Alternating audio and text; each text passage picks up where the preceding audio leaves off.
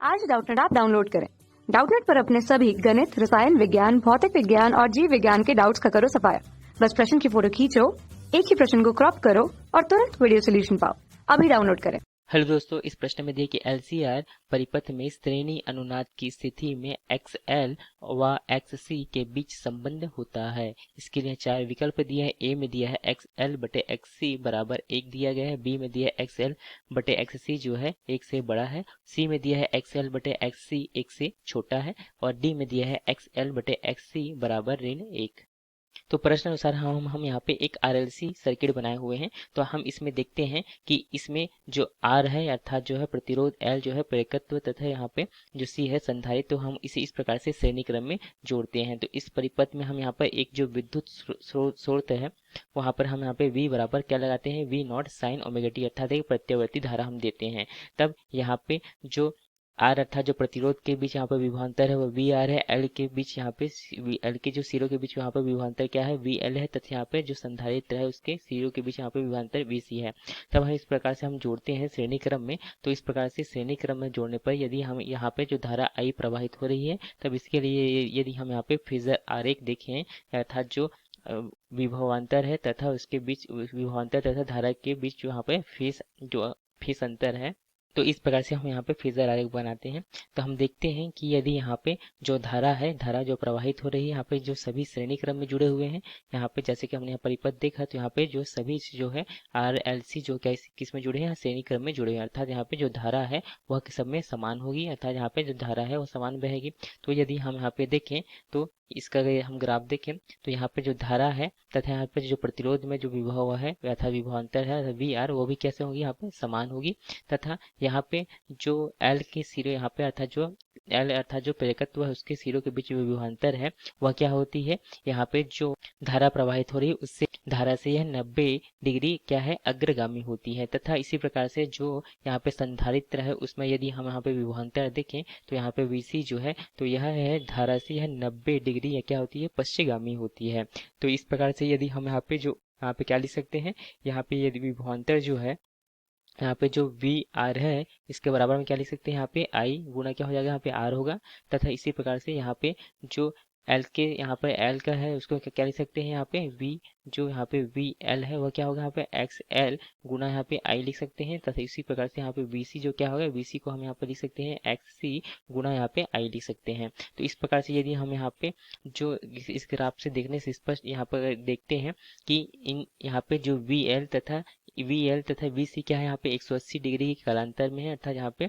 तो इसका जो परिणामी होगा उसे हम क्या लिख सकते हैं, यहाँ पे वी एल ऋण वी सी लिख सकते हैं।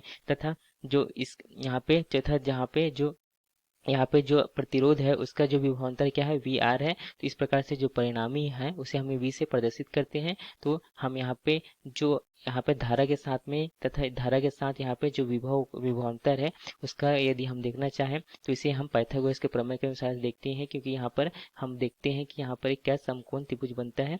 तो यहाँ पे ये बी एल ऋण बी सी को यदि हम यहाँ पर ले जाते हैं तो इस प्रकार से समांतर होने के कारण से तो इस प्रकार से यह समकोण त्रिभुज में हम यहाँ पे जो पाइथागोरस के प्रमेय से देखें तो क्या होता है, यहाँ पे कर्ण का वर्ग बराबर होता है लंब का वर्ग धन आधार का वर्ग।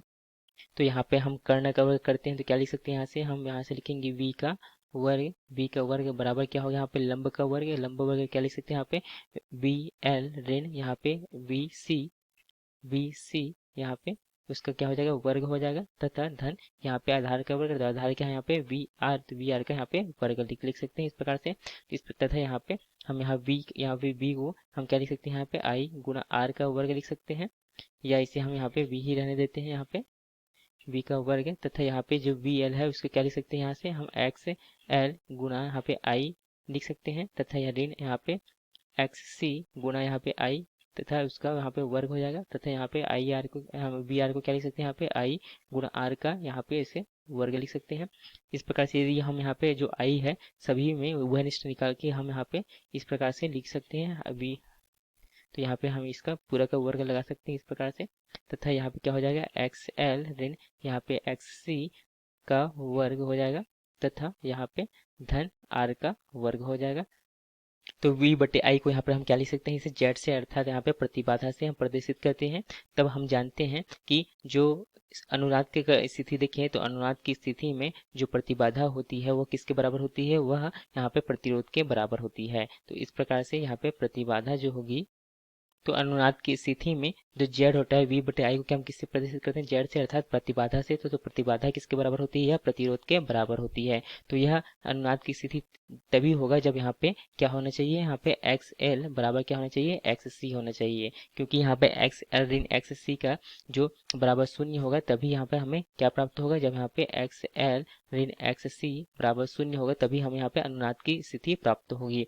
अर्थात यहाँ पे एक्स एल बराबर क्या होना चाहिए, एक्स सी होना चाहिए। और हमें यहाँ पे विकल्पों में क्या दिया गया था, एक्स एल बटे एक्स सी दिया गया था। तो हम यहाँ पे क्या लिख सकते हैं, यहाँ पे एक्स एल बटे एक्स सी बराबर हम क्या लिख सकते हैं, यहाँ से 1 होगा। तो इस प्रकार से यदि हम विकल्पों को देखें तो यहाँ पे हम कह सकते हैं कि यहाँ पे जो पहला विकल्प क्या दिया गया था, एक्स एल बटे एक्स सी बराबर 1 दिया, तो यहाँ यह विकल्प जो है सही होगा। बी में दिया था एक्स एल बटे एक्स सी जो है 1 से बड़ा है, तो यह गलत होगा, यह अनुनाद की स्थिति के लिए नहीं है। अगर अभी यहाँ पे दिया था एक्स एल बटे एक्स सी क्या 1 से कम है, तो यह भी नहीं होगा। और डी में दिया था एक्स एल बटे एक्स सी जो है क्या है, ऋण 1 के बराबर है, तो यह भी नहीं होगा। तो इस प्रकार से इस प्रश्न का सही विकल्प है विकल्प ए होगा, एक्स एल बटे एक्स सी बराबर 1 होगा, अर्थात एक्स एल बराबर एक्स सी होगा अनुनाद की स्थिति में। धन्यवाद। कक्षा 6 से 12वीं से लेकर नीट, IIT, JEE वो एडवांस के लेवल तक 1 करोड़ से ज्यादा छात्रों का भरोसा। आज ही डाउनलोड करें डाउटनेट ऐप या व्हाट्सएप करें अपने सारे डाउट्स 8400 400 400 पर।